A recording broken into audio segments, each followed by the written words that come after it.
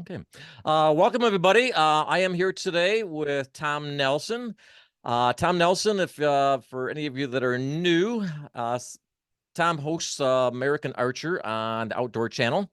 Tom has been a Michigan resident, I think, your whole life, correct? Correct. And Tom has been a bow hunter and diehard bow hunter, a member of Michigan Bow Hunters. And I know you were recently, I think, honored with Master Bowhunter, correct? And I think only 12 Correct. people over there, 60 years, have been honored with that. So that's quite an honor. And now you also have been recognized through the Legends of Archery Hall of Fame. So congratulations on that.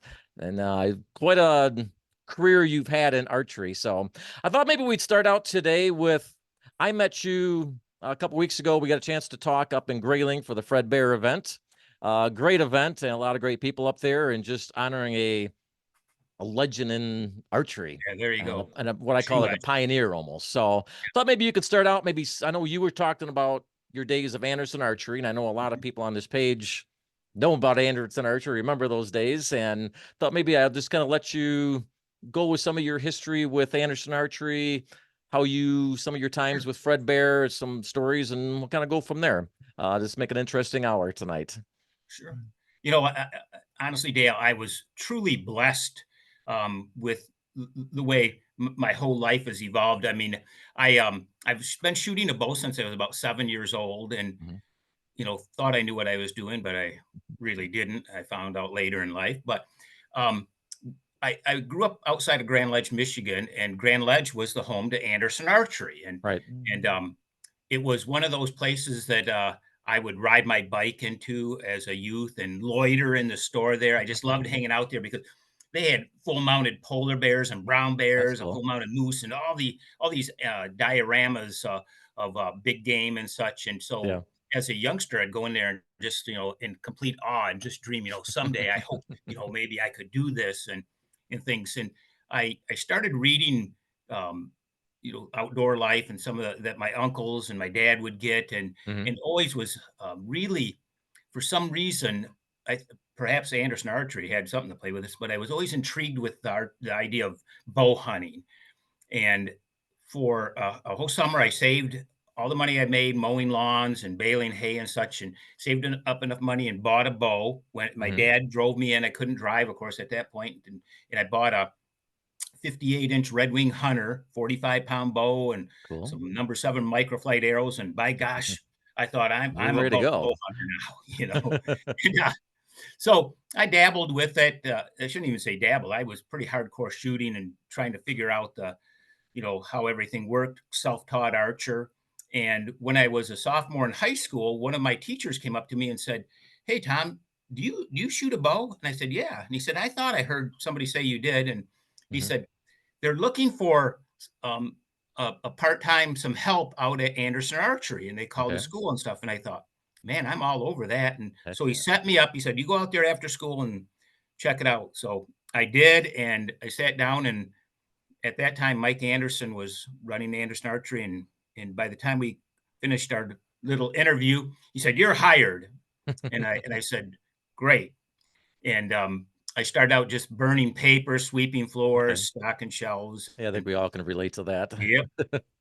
And because of my interest in archery, they when I say they, Mike and stuff, figured out that, boy, this kid knows more than you'd think. And I within a year, I was up on the sales floor selling Okay. archery equipment, and that's where I had my first encounters with Fred Bear and guys like Bob Munger, Right. another oftentimes unsung hero in the Yeah. bow hunting world.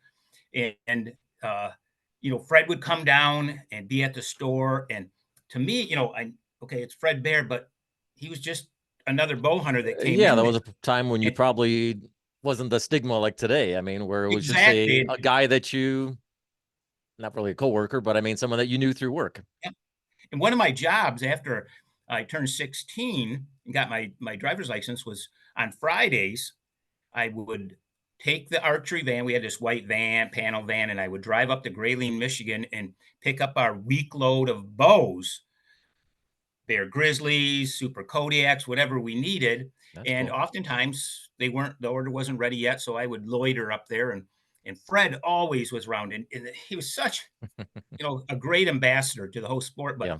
instead of just going, oh, there's that kid again, oftentimes he'd invite me into his office, sit in here, and he'd tell me stories, and he'd always come out and always remembered my name, because I'm like I'm nobody, but he always said, Tom, how you doing? What's going on down there, and such. But Yeah. just a great guy. And behind me, I've got different pictures of Hmm. from hunts and stuff, and there's Fred Bear and I at the Bow Hunters Nationals down in Indiana, and my couple of my friends and my wife and Fred Bear, and I've had lunch with him, and like I said, sat at his desk. But I have some really fond memories. And one of my favorite stories, Dale, I'm going to take a minute Okay. and tell Sure. this. Go ahead. Fred was famous for signing 8x10 black and white autograph Okay. photos, like Good Hunting, Fred Bear, and people would stand in line to get these Hmm. photographs and such. And by gosh, over the years, I'd collected several of them. To Tom, Best Wishes, Fred Bear, or Good Yeah. Hunting, Fred Bear, usually. And when I was down at the Bow Hunters Nationals, which was a big archery shoot every year down in Clinton, Indiana, Hmm. and I would go down there every year. I was talking with Fred, just like you and I are, and Don Clark, who's one of the founders of Bowhunter magazine, happened to take a couple pictures. I didn't even realize he was taking pictures of us. And later, when Don was actually at our store one time, he had a manila envelope and he gave it to me, and it had several 8x10 photos of Fred and I, just like one hanging up Hmm. here. Okay. And he gave them to me. And I'm like, oh, this is great. So the next time I ran into Fred, I'd taken one of the photos and wrote, to my good friend Fred, Tom Nelson, just the opposite of what usually Okay. happens with him signing. So I went up and there were some people standing around. They go, hey, Fred, this is for you. And he took that 8x10 in black and white and he looked at it and he just roared laughing. He said, Tom, he said, I've signed and given away thousands of 8x10 photographs, but you're the first person that's ever given me one autographed by them. And I thought, made me happy. And then I realized a little bit later, I'm like, I would have probably made it to the round file, Yeah. There you go. but Yeah, I everything I've heard about, I mean, stories I've heard, I didn't personally ever know Fred Bear, but I mean, every story I've heard from you and from other gentlemen and other hunters, really has been, he really, from what I take it, he took the time to get to know people yeah, and made you feel like you were just, I mean, in person, he wasn't above yeah, you. He was really just a average hunter, and that's what he he considered was. himself too. And that's why I think he succeeded so much, especially in his marketing and branding of Bear Archery and the Hmm. success of the company as a whole. Was he was just like like you and I, Yeah. that anybody could approach him and talk to him, and he never had this big ego, which sadly you see a lot in today's world, even in Yeah. today's hunting arena.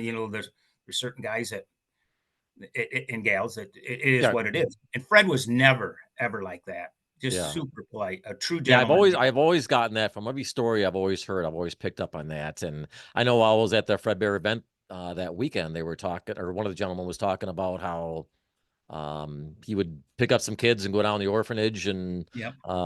so just a great guy, and not just in the hunting world, but just a person himself. Yep. And Yep. that was A good friend of mine, Roger Atwood, who's past president of the Pope and Young Club, told me a story here a few years ago that he had went to a banquet and Fred Bear was the guest speaker, and he said, I'm just a young bow hunter. I don't know anybody. And I'm in there going like, what am I doing here? I mhm. probably should leave. And he said, I was kind of like the wallflower standing off. And he said, Fred was sitting with a table full of guys. And he said, getting ready for the banquet to start. And he got up and walked towards me. I go, oh, geez, here comes Fred Bear. And he said, young fella, he said, are you looking for a place to sit? And he said, well, yeah, I guess. He said, why don't you come join our table? And invited him over. And he said, I sat through the whole banquet at Fred Bear's table. He got up and asked me to sit. And he said, he didn't know me from anybody. He said, I was Yeah, in awe the whole night, sitting that's at pretty the same cool. table with him. But that's Yeah. perfect example of Fred Bear. And Yeah, and that's really what I always say when it comes to hunting too. I mean, it takes everybody really should almost be like a mentor, because you're always, you may not be what I call like a celebrity or an average Joe hunter per se, but you can still pass on information to the next hunter yeah, and give, absolutely. because deer hunting, as you know, I mean, I don't care how many years you've been hunting, it's a learning process every single year. I mean, Very you true. can never know enough. I mean, just when you think you've got something figured out, that mighty whitetail will change things up and make you Yeah. think things all over again. And that's where I think when it comes to, like I said, a lot of TV shows and podcasts and stuff. I mean, I think sometimes just basic information really helps a lot of people. And like I said, so I know I agree with that 100%. you've You been know, and blessed. I know I know you've written some magazine articles and a lot of stuff and been able to give a lot of your information out to people, which is cool. and one of the things I've always really tried to do, Dale, especially in the TV show, is when the viewer's done. We like to make, of course, want it entertaining, but Right. I want them when the show ends and the credits are running for the viewer to go, my gosh, I didn't know that. Right. That's good. Leave, educate and leave them with good information because we're all looking for that. I mean, heck, Yeah, if I exactly. could figure out the whitetail puzzle and successfully put it together, I'd be a millionaire if I had all those little Yeah, I secrets. think people have been trying for a long time, Yep. and but it really still comes down to it's like when you were saying, oh, you were like friends with Fred Bear and stuff. I mean, as far as did you get an opportunity to hunt really with him, or was it more just I never did because of okay? my age at the time and such. I never was fortunate enough to get Mhm. invited up to Grouse Haven or Okay. any of those spots, but I didn't. But I was blessed in the same way because some of the older guys that worked at Anderson Archery were veteran archers and bow hunters, and Hmm. so I was hanging onto their coattail and letting them drag me around, and Yeah. I was very blessed that I had some individuals who were very patient with me, and I made I went to the school of hard knocks too, but Yeah. I had a definite jump start because I was hanging around successful hunters that Yeah. you were willing to pass on their knowledge to me, and now at my stage, after 50 years of bow hunting, I try to do the same. I Yeah. mean, I So love to mentor youngsters and yeah, so maybe we'll just talk a little bit about that. I mean, somebody really that we've had a problem with across really the country with hunters recruitment getting a little bit tougher. What would you really like somebody's thinking about getting into archery? Um, what would you really suggest to that person? What avenue or what would you suggest in your mind? I mean, being you've been to a lot of states and different opportunities also. you know, let's I'm going to kind of just relate this to Michigan more so than other states. Um, when we talk about this a little bit, just because a lot of states such as Kansas, Iowa, I mean, there's accesses to good hunting areas Yeah, much easier to get. I mean, right. where I hunt in North Dakota every year, I I can go anywhere. I mean, everybody lets you hunt. Hmm. Where unlike Michigan, as you well know, this is probably the most difficult state there is to gain access to property Yeah, to hunt, and that's the number one obstacle right. for any newbie in the Yeah, sport and I is know getting. that topic is brought up. I'm a member of that Deer Man initiative, and I know that's a topic that always comes up where there's areas that need a lot of deer harvest, and yet the access for hunters to get in there just aren't available to them, and it's something that really is trying to be addressed. So, like, if you were from Nebraska and you moved into Grand Ledge, Michigan, where I live, Hmm. all I could say, especially if you like to bow hunt, good luck if you start knocking on doors trying to find a place to hunt Yeah, because it's virtually impossible. So, going back to our subject, one of the main things that I think that I would recommend to anybody getting started is join their local archery club, hmm, get involved, find a mentor, and there's plenty of us out there willing to right. take anybody out and show them the ropes and take them hunting. I do it all the time. I've taken so many people out and I'm proud to say watched them shoot their first deer or been That's involved in their awesome. first deer. And to me, that is so much more rewarding Oh, it than is. harvesting a deer myself. Yeah. I mean, I And hear that just on my hunting page when people submit photos, especially during like youth seasons. I mean, the parents are more excited than the kid at times. I mean, yeah, just the oh, smile no on their question. faces is just amazing seeing that first deer, that person with the first deer. It's a really cool moment. But taking and finding a mentor, getting yourself involved with and surrounded by other archers, bow hunters that are accomplished, boy, that puts you way ahead of the game, because Right. to just go out and buy a bow and some arrows and do some practicing and get proficient and then off you go, there is a lot to learn in the whitetail woods. Yeah. As I mentioned a second ago, I mean, I've been bow hunting. Last year was my 50th season hunting whitetail deer with a bow in Michigan, and I'm still learning things every single Right. year. And I'm like, how come I never thought of that earlier, or Yeah. whatever? And it's but that's half the fun of it, because the Well, it learning is. If process, it got too easy, it would take away the yeah, fun, and it's never going to get easy. I mean, yeah, it'll it's never getting be more difficult. easy. No. Nope, nope. Uh, Sometimes you're a s- little lucky, but so maybe we'll throw a scenario out there. So a hunter, somebody goes out and gets a bow, does some practicing, is ready to get out in the woods, has an opportunity to hunt some land that he found, or he or she that they found.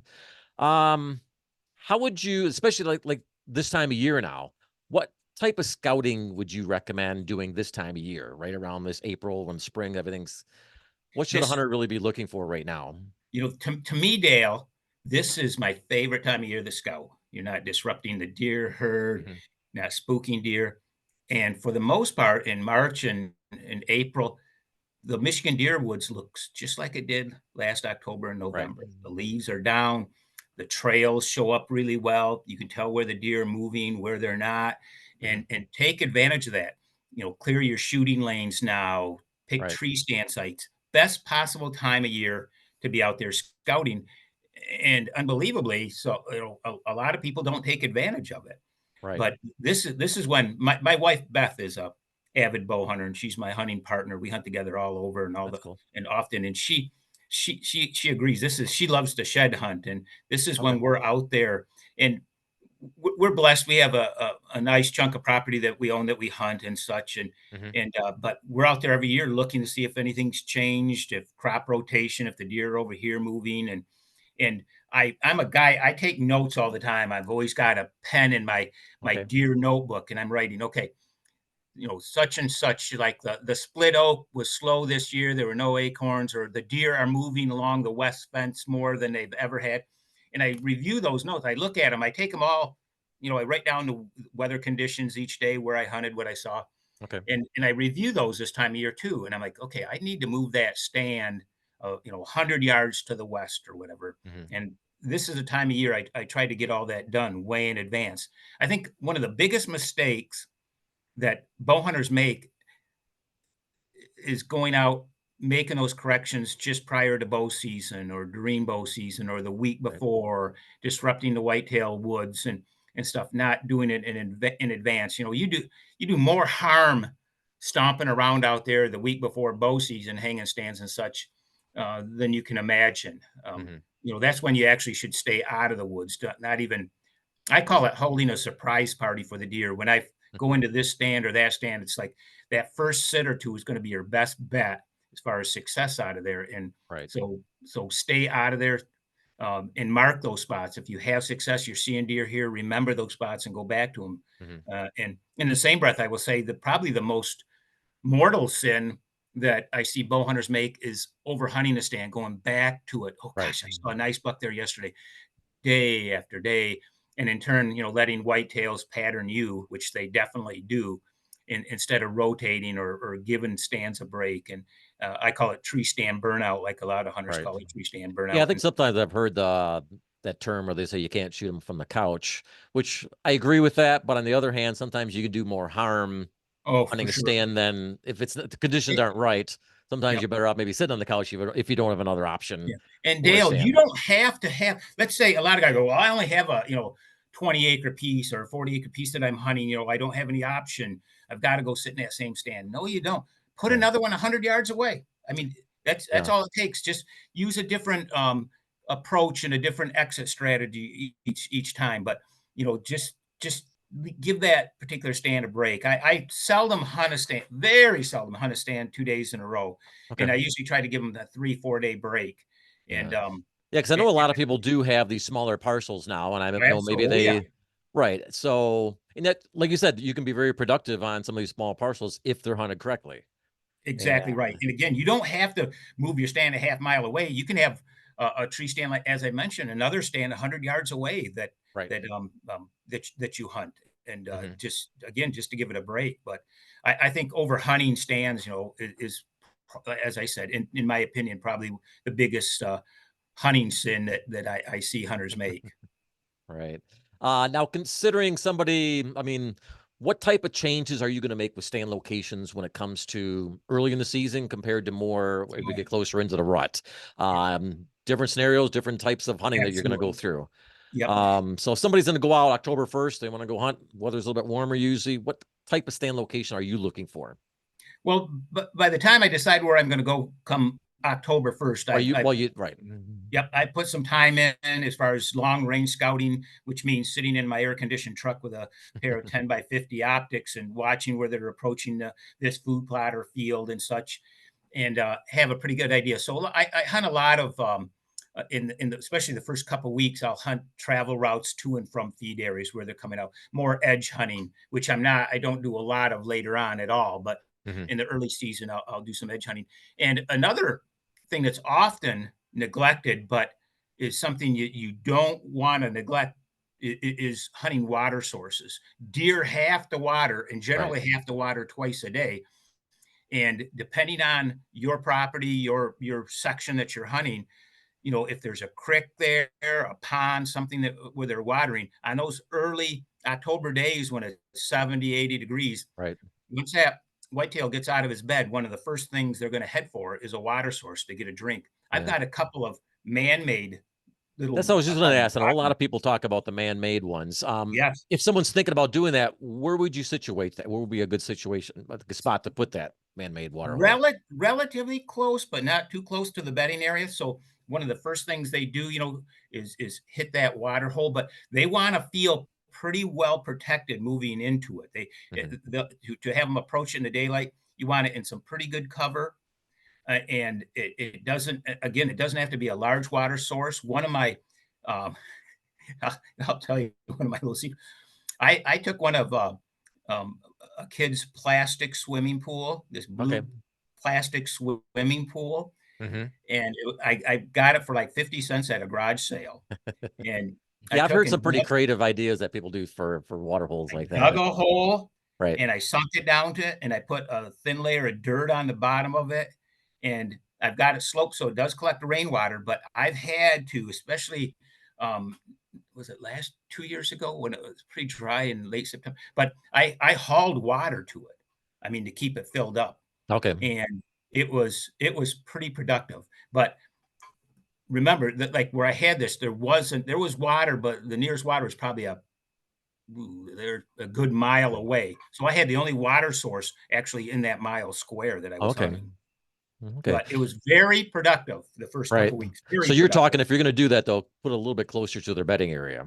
Yeah, absolutely. Or Okay. at the very least in some good cover, like to put it in Okay. a grass field or something. Those deer aren't going to hit it till Right. middle of the night. Okay. So put it where they can get in there, hour before dark and not feel exposed at all. And Mhm. and that works really well. But that's what I kind of concentrate on: water sources in the early season, easy in and out access to my food plots and or crop fields. But by the middle of the month, I'm switching. I'm already at that point. I'm moving a little farther back in. Okay. I'm looking for where the does are congregating. I've never, as I said, I've never been a big edge hunter, like sitting over a cornfield or anything. I like Okay. to get back in a little bit. I found from my experience that if I'm back in the woods a little bit or a ways, that I get earlier shooting in the evenings, later shooting in the morning when they're Yeah. working their way back to the bed, and I'm not spooking those deer going across a pick cornfield, hour Yeah. before daylight, or spooking them coming out. So I like to go back in there, and above all, about the 20th of October, I switch gears completely again, and I become I'm a big fan of mock scrape hunting. Okay. Huge fan. I've shot probably well over 50 to 70% of the antlered bucks I've killed over mock scrapes. Mhm. Scrapes Now, I've made when it comes to myself. your mock scrapes, I know on the markers, products you can buy. What is your technique for making a mock scrape? Because I mean, you could probably ask 100 hunters, get a different answer for everybody. Some work, and everybody has different ideas and different techniques, and even with, like I said, licking branches and things like that. Yep. So, is there anything it's worked great for you? Well, first of all, it's all about location, location, location. And you might go out and, for example, make 25 mock scrapes.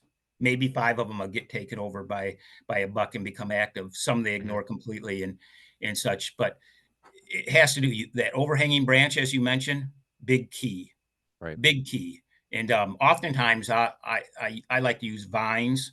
Right. I'll cut vine sticks and I'll Yeah, zip we've tie had some them, pretty good luck with those. and Right. they work great. But I visually make them very appealing. I want that buck to see it from a ways, and scent, of course, is a big key. There's lots of artificial scents and deer urine scents that you can put in there. Do you normally like to use I any would type of use, like scent drippers, or are you more just leave a scent in them? I'll tell you, I urinate in them myself. Yeah, and that's very I common. do. Right. Yep.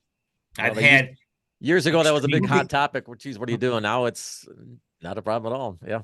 It's I'm telling you that I was in hunting camp here several years ago with a chemist, Okay. and he was from Connecticut, and we got talking about urine and human urine and this, and he goes into this long spiel one night about how urine breaks down into common urea and this, and goes Right. into all the.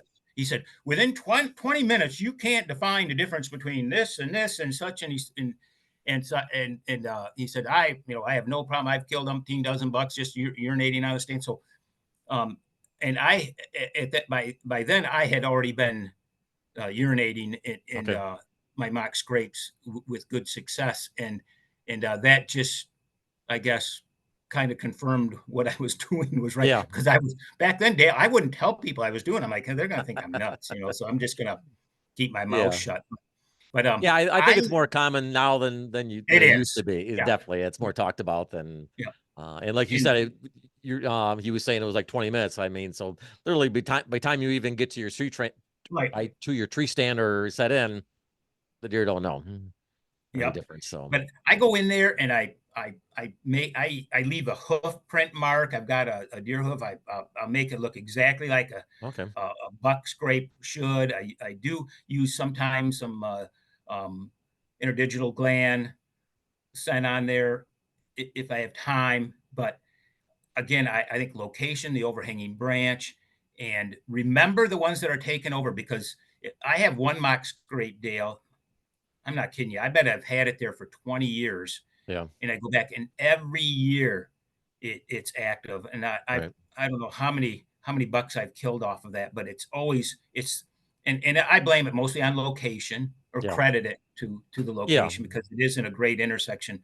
But the bucks just love it in there and things. So it Yeah, sometimes it's really hard to figure out why this one scrape or one area is getting oh used. yeah, It's just, I mean, I, you try to bang your head against the wall trying to figure out why is that buck using exactly. that specific year after year, and yet sometimes there's just not an answer for it. And um, now, are you utilizing trail cams with those mock scrapes? Oh yes, yeah, Okay. absolutely. Yep. I guess the question I have on that are height wise. I mean, I know a lot of people are putting the cameras up a lot higher, get them out of the deer's view. Some are in there. Do you have any preference as far as what you're doing on with that?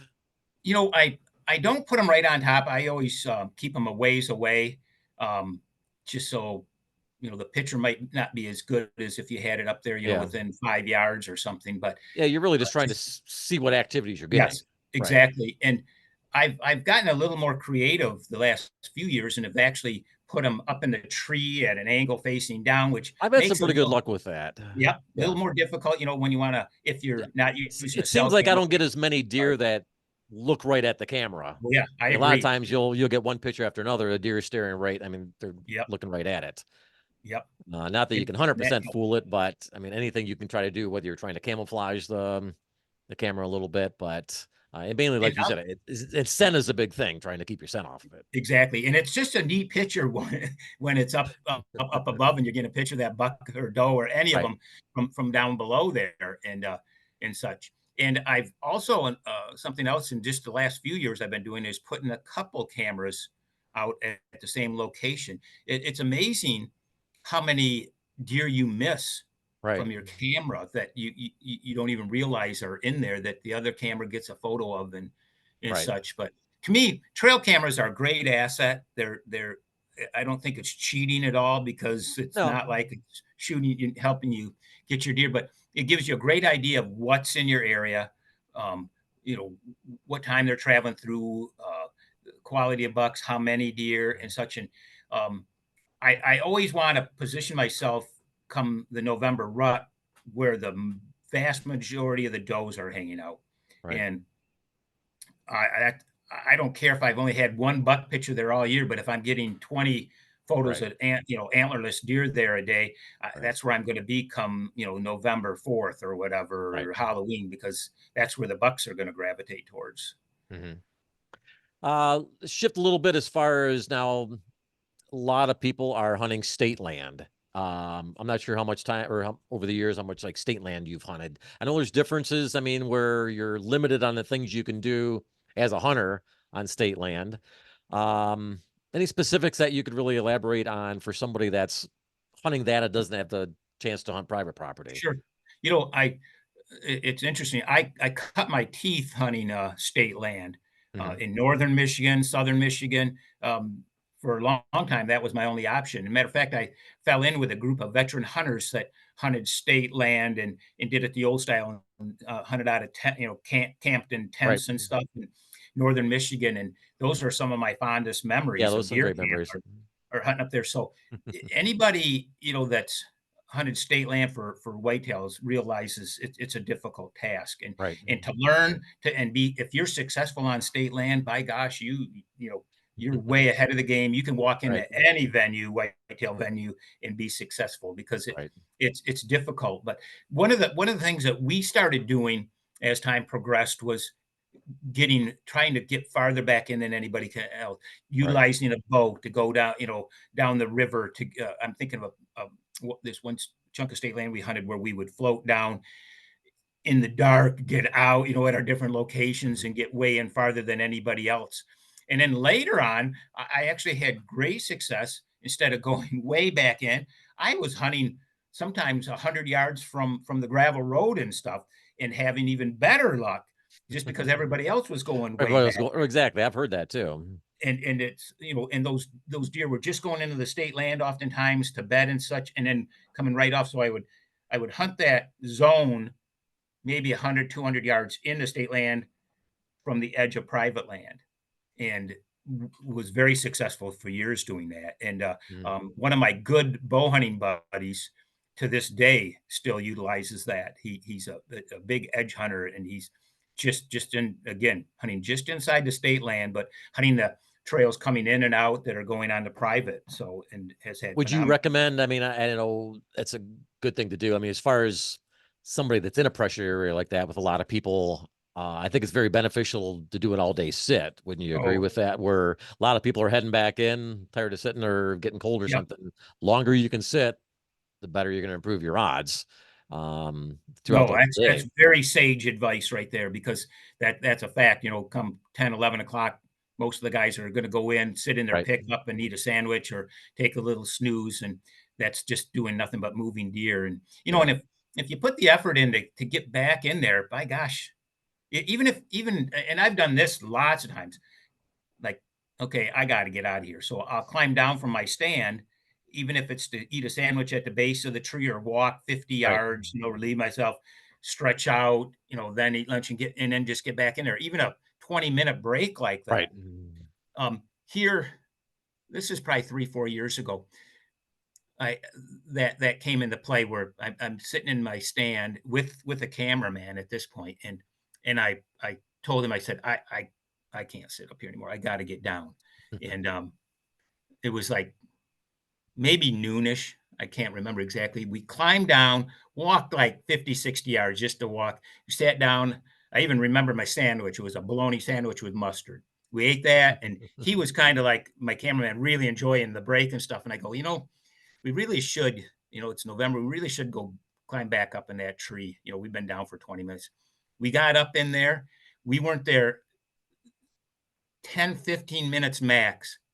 Here comes this nice 9-point buck, and I arrowed it. And I'm like, if we would have Right. sat for an hour, I'd have never shot that. But he was just Right. cruising middle of the day. So Yeah, I hear. I mean, like I said, I get a lot of pictures and stuff sent in that hunting page I run, and like I said, there's a lot of nice deer that are taken midday, and doesn't have to be. I mean, it's well beneficial to sit the whole day if you can, and especially with a lot of the advanced equipment and everything nowadays, it's a lot easier than it used to be. oh yeah, I know I started hunting like the late '70s, early '80s, and I know even hunting equipment wasn't as far as warmth and everything, where things yeah. have come a long ways over the years. And this does allow you a little more opportunity. And it was a great tip, what you just said, though, to maybe if you just need that little 20-minute break, just get down, stretch, and Yeah, rather than hiking back, that sometimes it's yeah. just enough to Those motivate you to get back in. tree stands do get small if you're up Right. there on a ladder stand or something after a bit where you're just like, I've gotta stretch out and such. And oftentimes, 20 minutes is all you need just to get Right. down and have that break. But Mhm. there's not the worst thing is, to be up there and lose that edge where you're not alert anymore and Right. you're And you're just really dozing off fidgeting or around and whatever. right. That's not doing anybody any good. So just taking that little bit of a break. And as I said, though, I, you know, I've been there where I got to get out of here for a few minutes. So Maybe just a couple other topics as far as that. As far as now, somebody maybe that's new, where or when you walk through the woods looking for the ideal tree to sit in, what factors go into picking that specific tree? What should somebody be looking for? Because I know sometimes, I mean, it's easier. We've hunted all our lives. You just know that's the tree I'm going to sit in. And yet, somebody that really hasn't hunted a lot maybe walks out in the woods and like looks around and really doesn't know where should I sit. What would you kind right. of briefly give a tip for that? So some of the to me most important factors and criteria to make it the tree, the tree you want Mhm. is one. I'm a real stickler for cover. I don't like telephone pole type trees. Yeah. A straight up poplar with no limbs that you're going to look like the Zeppelin blimp up there floating around once the foliage is down. So I'm all about cover. I like to be up there with plenty of limbs. I like big oaks. I like Yeah. fir trees, something that's going to break up my outline. Um, because I a lot of I've got friends of mine that like they get up there. Well, I get up 25, 30 feet, so I don't care if there is no cover. I'll just get up above. Right. But your shot angle becomes so iffy when you Yeah. get up that high, and it's just I don't like. I want to be able to make sure I can get a double lung, not a single lung hit. So I like that 18 to 20, 22 feet range Okay. as far as Now, height. But I say always somebody's look in an area where there just isn't a lot of trees with cover. Would you suggest then doing a ground blind or? absolutely. Okay. So you, Absolutely.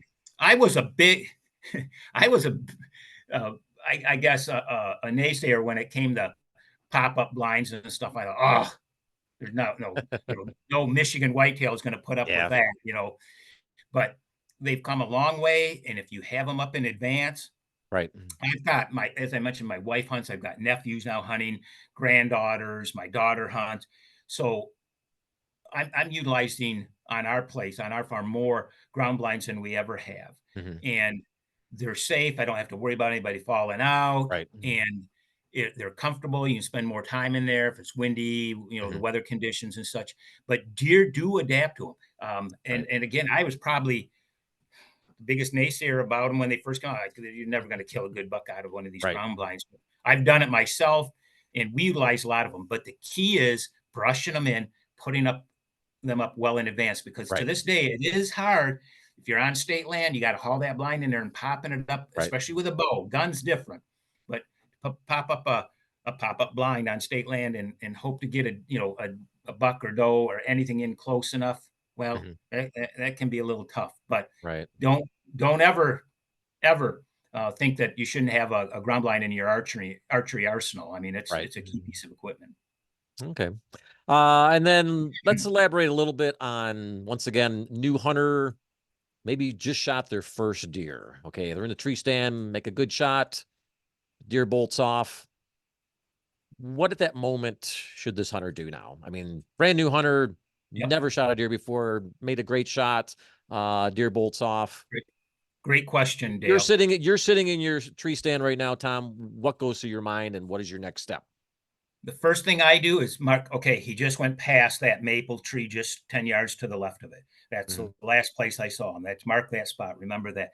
So often, I would guess between the hunting camps I'm in every year, our own farm and such, I would average, I would guess 20 to 40 blood trails a year that I'm on. Sometimes even more now that I think about it with my neighbors and such. And Yeah. so often, Dale, we walk into that spot, especially after dark, got the lights. Okay, you were in the tree right there. Okay, John, where was the buck last you saw him? Well, I think maybe to Yeah. your left. They can't find that spot. They didn't mark it, and that's probably the number one thing I see as far as a mistake that happens. So here I am again. Okay, there goes that deer. He just ran to the left of that maple out there about 50 yards. Mentally mark it, remember it. Then where's my arrow? Did I shoot through it? Where was he standing when I shot him? So that you can look for blood right off the bat. You know, those are a couple of the key things you want. Where do you think the hit was? You know, do we need to back off? Was it a liver hit? Was it a double lung? You know, and that's why finding your arrow is so important. Right. And I'm a big advocate for lighted nocks for that reason, just because they help you find that arrow quickly, even if it's not a pass through. If they carry it a ways, it stays out there. So those are, you know, if you can even remember those couple keys right there, when help comes or you get down from that stand and have to go look for that deer, it puts you way ahead of the game. Right. Because it's so frustrating. You know that, Dale, as a hunter, if you get out there and your buddy can't tell you where he last saw that deer, it can turn into a needle in a haystack. Yeah, I mean, because a lot of times, I mean, you'll maybe get to the spot where you shot the deer and there might not be any blood there. So you're going to need at least a general vicinity. Where was that deer at? So I agree. That's a pretty critical thing for a hunter to pay attention to. Dale, do we have time so I can tell a real quick little story about blood? Yeah, we got a little bit of time. Yeah, go ahead. This just recently happened. I'd kind of forgotten about it till you brought this up. I'm in my tree stand. It's prime time. It's in October on our farm, and my phone is in my breast pocket of my bibs, and it starts buzzing. And I'm like, oh gosh. And I look at it, and it's one of my neighbors, and it says, I just shot a big one. Okay. So I slide it back in my pocket. It buzzes again 30 seconds later. This time he's calling me. I'm like, I'm in a tree stand. I text back. Right. Put it back in there. He texts again. I just shot a big one. I said, I know. I'll call you when I get down. Put it back in. Minute later, seriously, a minute later, he buzzes again. I look at him. I just found my arrow. There's blood on it. I put good, nothing more. Put it back in my vest pocket. 2-3 minutes go by and it buzzes again. I'm like, I might as well just get down, you know. I take it out. He says, I just jumped him. He had gotten down within 7-8 minutes. Went after him, jumped that deer. Make a long story short, we did find it, but it was very difficult after that. He had liver shot it, but we did recover that deer the following morning. But had he just backed off and such, the deer wouldn't even have went 100 yards. Right. Yeah, because I look at that's a lot of stuff where I learned a lot from my dad, my older brothers, grandpa, things like that. So a lot of people, like I said, that's what I consider, and maybe or what you consider, just it's common knowledge. Okay, yeah, elementary. Deer. And yet, for somebody that really has never been out in that situation, that's kind of a little bit. What do I do now? And so I figure sometimes just that really basic knowledge, and like you said, taking a shot and waiting X amount of time, depending on how your shot's been, I mean, it's very critical. And like I said, and in any case, even if you think you made the best hit in the world, time is your ally. Back out, get some help, go back. have a cup of coffee or whatever, and go back. That deer's not going anywhere. I mean, Right. if he's down, so that I always tell everybody that just give it some time. Just Right. that urge, your adrenaline's Well, pumped up. yeah, You want to exactly. get after it, and you know, uh, more than once I've had to just take a young hunter and say, "Just sit down. We're good. Right.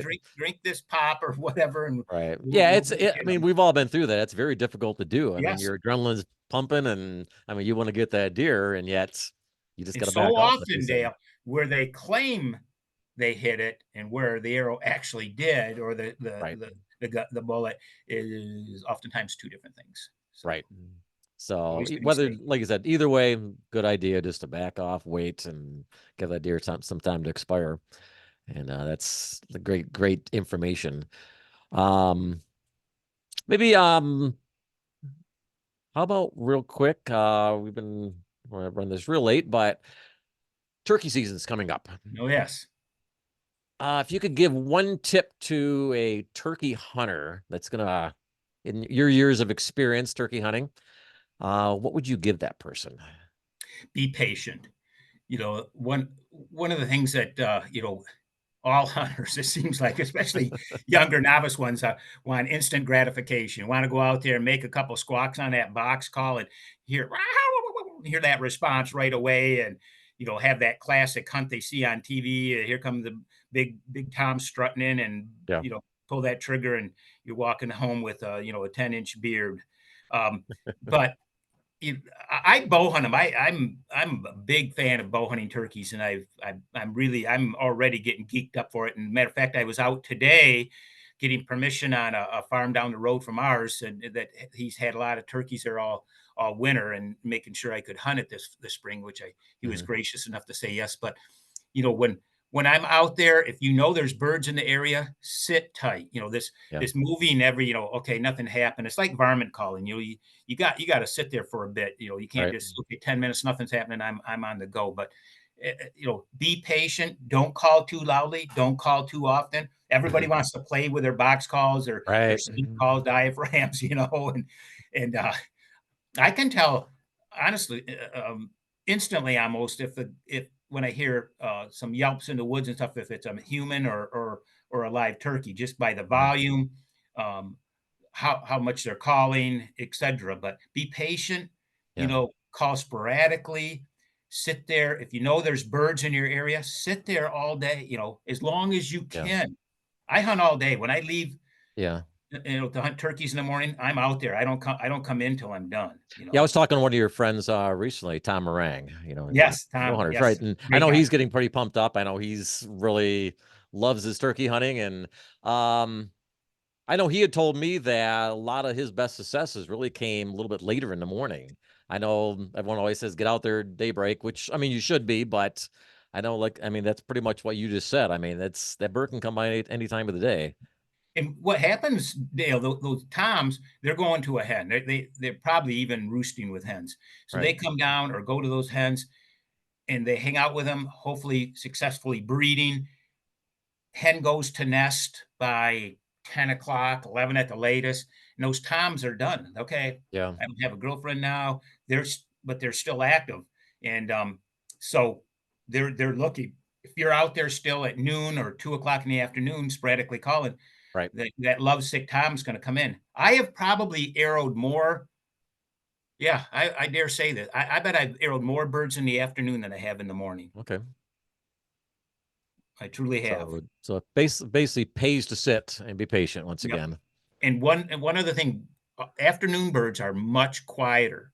Might not gobble at all. Okay. I've shot several that come in silent. All of a sudden, I'm out there and I hear that, and you hear them drumming right next to you. They just come in quiet. So Yeah. the bird Okay. I shot last year, I shot at 20 after 3 in the afternoon. Okay. Awesome. Came inside. I Maybe never we'll made it kind out. of just real quick before we close this out here. You've hunted Michigan your whole life, Yes, and sir. I'm sure you've had a lot of great memories. A lot of changes going on in Michigan right now. What are your outlook on what do you see happening in Michigan right now?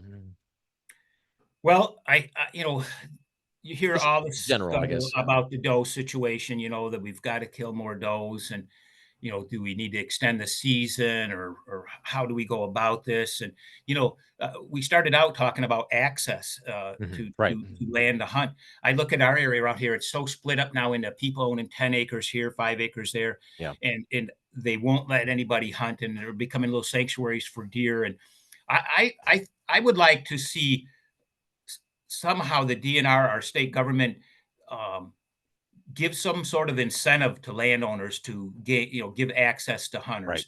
I'd also like to see our Michigan license become like Kansas and Illinois and such, where a doe tag comes with it at no charge.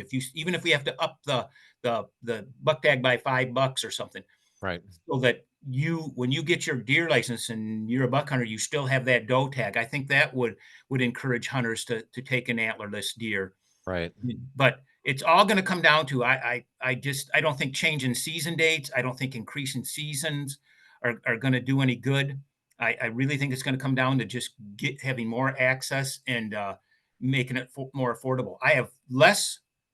I just look at my group of friends, how many people now just aren't even hunting anymore because they can't Yeah. hunt that piece they had, or their uncle sold the farm, and it's Right. it's a real problem. And Yeah, I agree. I mean, I know one of the gentlemen, our pastor from our church, has joined our hunting group. And place he was hunting, he lost that opportunity at the farm, and like I said, it's all too common, and that really what it boils down to. Somehow we're going to have to come up with a way to, like I said, open up access to get, because I think a lot of these hunters that maybe have left, I think they wanted. It's just that it's become very difficult for them and frustrating. no, there's a longtime member of our archery club who last year did not hunt last fall, and at least he claims he's selling his bow and such because he lost access to where he's hunted for 20 some years. And he said, I can't find any place to hunt. He said, I might as well just quit. And Yeah. that there's, if he's just one of 1,000, Right. I mean, that's something to think about. And sure, there's state land, but state land's tough, and maybe you don't live around any state Right, land. exactly. Sometimes you might have a 3-hour drive to Exactly. get that Yeah. state land. And I know I live in the southeast corner, and um, I know I have a couple friends that and as you said before, I mean, they said they've knocked on a lot of doors and got a lot of no's, and just it's difficult to find something down here. Now, if you live up north a little ways, I agree. I mean, it's probably a little easier to drive a couple of miles down the street and find a area Right. that's state land. But time's limited with people working a lot of hours in today's world, and money and things like that plays a big effect. So I agree. It'd be nice if we could get some more opportunities in the Yeah. southern part and especially that's where a lot of doe control needs to be taken care of too, in these Yeah. farm areas, high density areas. And another thing, Dale, is there's actually, and you may be aware of a few of them too, that farms that are basically corporate or corporation farms now that don't even, because of different reasons, do not even allow hunting on their thousands of acres. And Yeah. again, there's one not far from where I live that they farm not several, but probably 3,000 acres, and they just don't let people hunt on the Yeah. place. And it's like a deer sanctuary. Right. Again, lots of I don't envy our Department of Natural Resources in these choices they Mhm. have to make, and I Right. don't have that magic bullet, the cure or magic pill to Right. cure the problem. But some hunters complain that because they can't bait anymore, that they've quit, or um, can't get deer in close, and that was a good, I guess, tool as far as for shooting deer, but they have to make some decisions. Okay, what are we going Right. to do? How are we going to appease all these hunters? And again, Right. you're sitting Yeah, on ammunition, there's so I you see mean, it. we've read hundreds of emails that were sent in, and a lot of different ideas, a lot of common ideas, but like I said, I mean, really we all need to come together for the common good Yeah. of getting I hunters. think making it easier for the hunter to get access, and then somehow encouraging them to shoot does. Like I said, I'd love to see Right. them just attach a free doe tag Right. with your buck license or your any deer license, even if we raise the fees $5. But Right. we got to do something. Yeah, I totally agree. Last question before I go. Name current um a current deer hunter can be anywhere in the country or in the world, that you've probably really had a great story. I mean, beyond like some like Fred Bear and stuff, but somebody right now that you've hunted recently with, who would you say, like, give me a quick little fast story of somebody you hunted with that was just a amazing time? I'm sure everybody you hunt with is, I mean, No, so it's probably hard to choose one. I really a couple. I'm going to have to give you a couple names because there's a Okay. couple that stand out as far as being great guys in camp and great hunters. Um, I've been fortunate to hunt with Tom Miranda. Tom Mhm. Miranda is hardcore. I think, okay.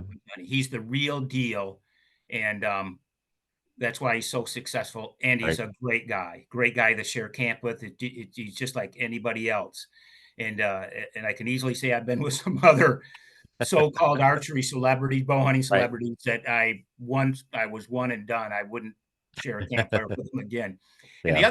the other gentleman that I really, and I've hunted with him numerous times over the last 30, 40 years, and that's M.R. James, the editor of Bow Hunter magazine, You past know, editor, past I have got founder. a chance to through my hunting page. I know he's followed me a little bit and he's made some comments, so I have followed his page. Yeah, great gentleman. And And a guy that, if you're a beginner or new, takes the time to explain things to you. And again, a real gentleman, and is a vast, as far as his knowledge. Oh yeah, my gosh, the guy knows a little bit about anything. Um, I think of an early bear hunt I was on, and stuff that I shared camp, one of the first hunts we went on and stuff, and kind of took me under his wing.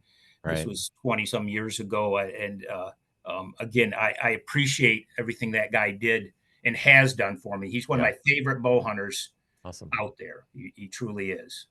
Awesome. Well, I want to thank you tonight, Tom, for joining me and sharing some of your knowledge of the deer hunting world and the turkey hunting world too.